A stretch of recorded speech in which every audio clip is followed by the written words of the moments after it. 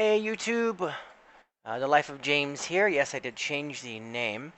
This is a re-video of my 629-6 44 Magnum Smith and Wesson.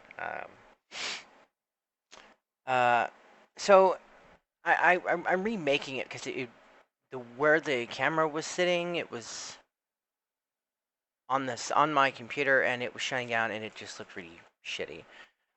But hopefully this doesn't look too bad. I am tired of the microphone just sounding kind of weird and stuff, so I'm thinking about getting a Blue Yeti. Anyway, with that said, this is the Smith & Wesson 44 Magnum 6.5-inch barreled revolver called the 629. Beautiful gun. I can shine it up there. My monitor just shines light everywhere, and yeah, so that's all it says on it is Smith & Wesson, and it just says 44 Magnum right there, right under my fingers. You can tell. Let me wonder if I can do this. See it better. No, probably not. It says nothing else on the barrel. It says nothing anywhere else. The only other place it has something is inside there on the, you can see there, that's my model number, and my serial number should be in there, and it is. This was made, I do not have the box out. As I make this review, you all know what these come in. It comes in a big blue box that says Smith & Wesson on it. The made date on this gun should have been February something of this year, but I don't know if that was the case. The place we bought it from had a sticker on the side that was orange that said its name, and then it said the date. So that's probably the date that they got it. I have fired this.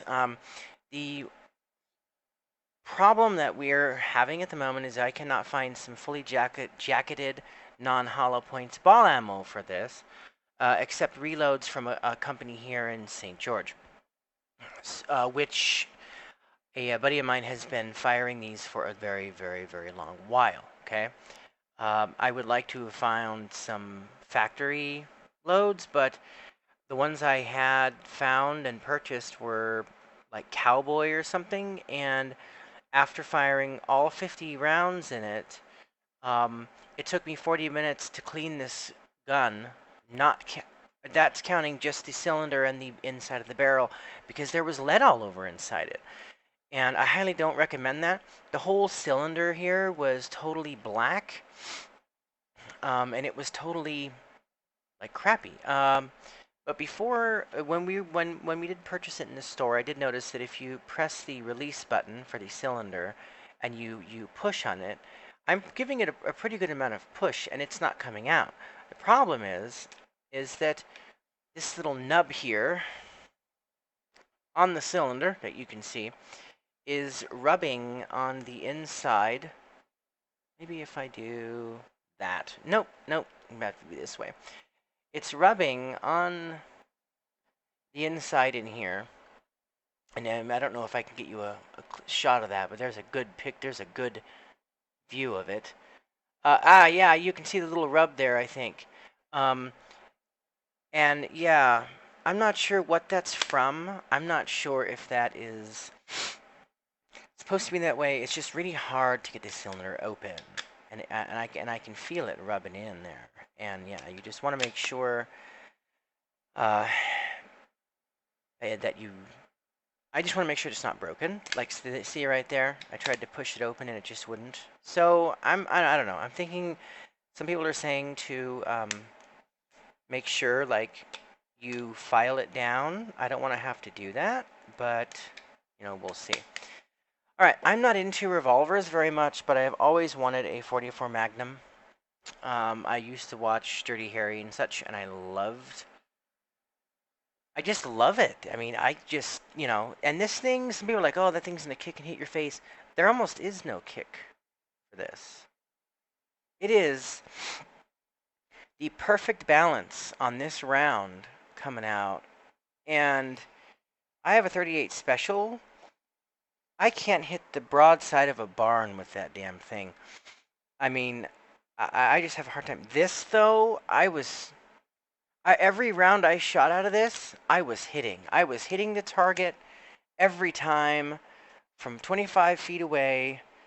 Every time. Didn't matter if I had the hammer pulled back already and fired, or if I just fired it like that. It just, I just am hitting. I hit the target with this thing every time. Again, it's a revolver. There is no manual safety anywhere, you know.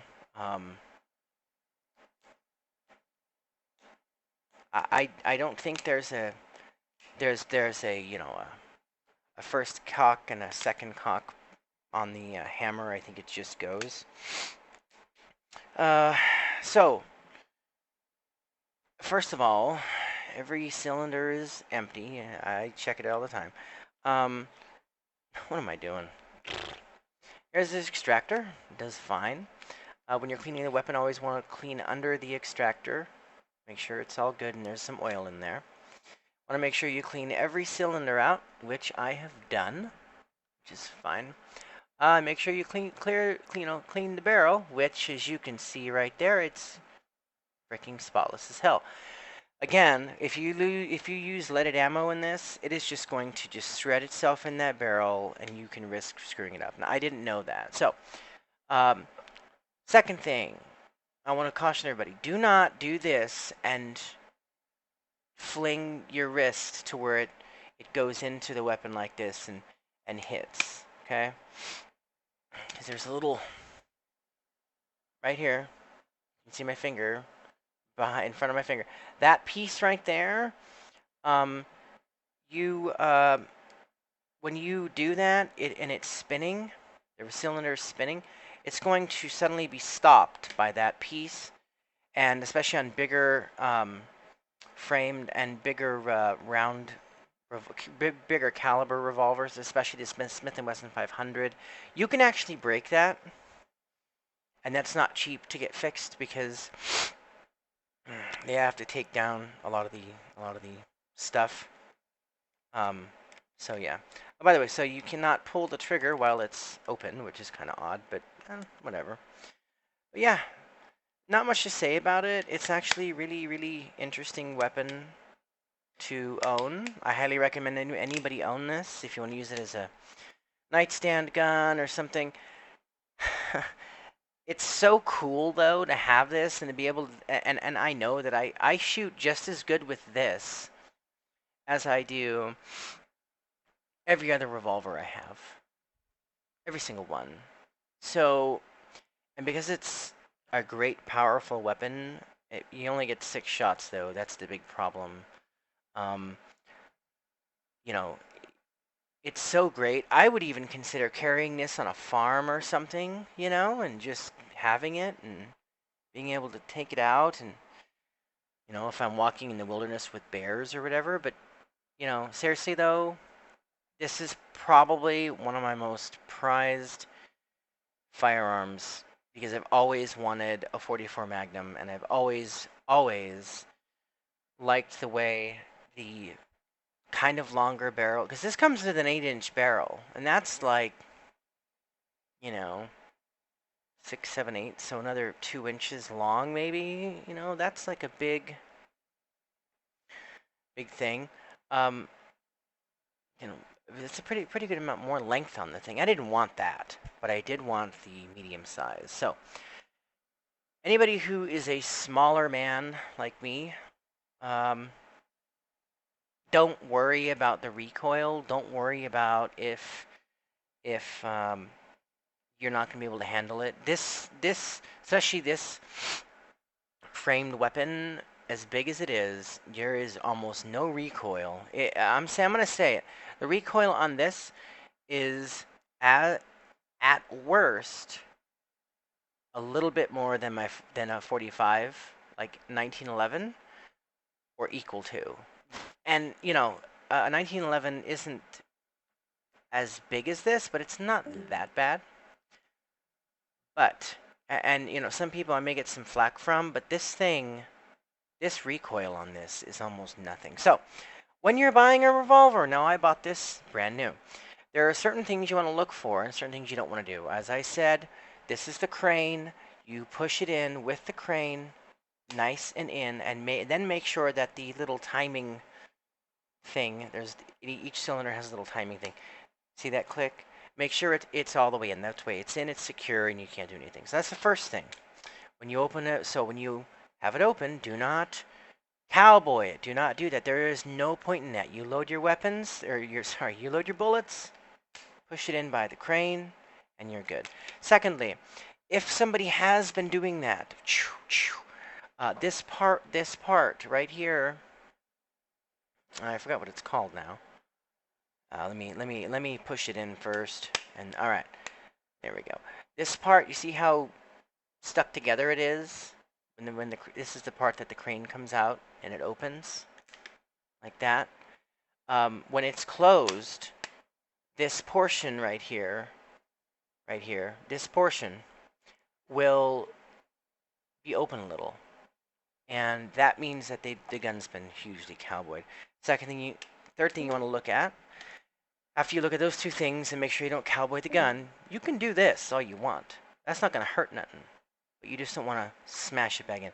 Make sure that the extractor is good, and as you do that, the guide rod, make sure that the rod is not wobbling. If it is wobbling, that means that it could be you could have a little bit of issues with the cylinder mechanism. But if you do that and it doesn't wobble on a used revolver, and this portion right here is fully where it's supposed to be when it's closed, which mine is because it was new, you're good. Third, if you go to buy something like this and they only have the display model for sale, I didn't do this because, I mean, I don't care, but a lot of the times if it's a display model, which this is the only one they had, which it was, try to get a discount, try to get a deal on it and see. And they may do it. Thirdly, the grip is like a rubber grip, and it is actually really, really comfortable. I mean, this thing is almost as comfortable as my X5 Legion. I was going to get a Taurus Raging Hunter because it looked badass, but the problem I'm hearing is that Taurus just their semi-automatic weapons are notorious for problems, and their revolvers, while they never jam and whatever, they just don't hold up as well as the Smith & Wesson. So that's it for this video. So I have now 2 Smith & Wessons, this, and I have a 38 special shorter barrel, probably about right here. And then I do have my one Colt, which is my Colt 38 Army Special with a longer barrel, probably about this long, that I think I did a review on. So anyway, that's the review on the 44 Magnum Smith & Wesson, everybody. So yeah, just make sure you take good care of it.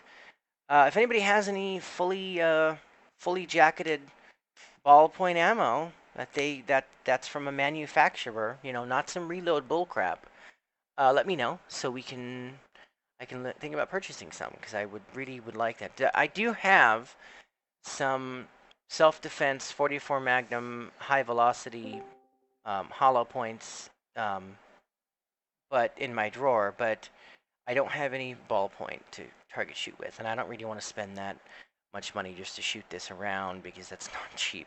Anyway, let me know what you guys think. Like, subscribe to the video. I am a Star Wars fan. I'm going to do a couple of other videos. I told you guys that I had some boots that I was going to review, and I will be doing that soon too. They're Alden 405s, which is the Indy boots. I do have Indiana Jones's gas mask bag, Mark 7 British gas mask bag from Wested leather. All right, guys, thanks.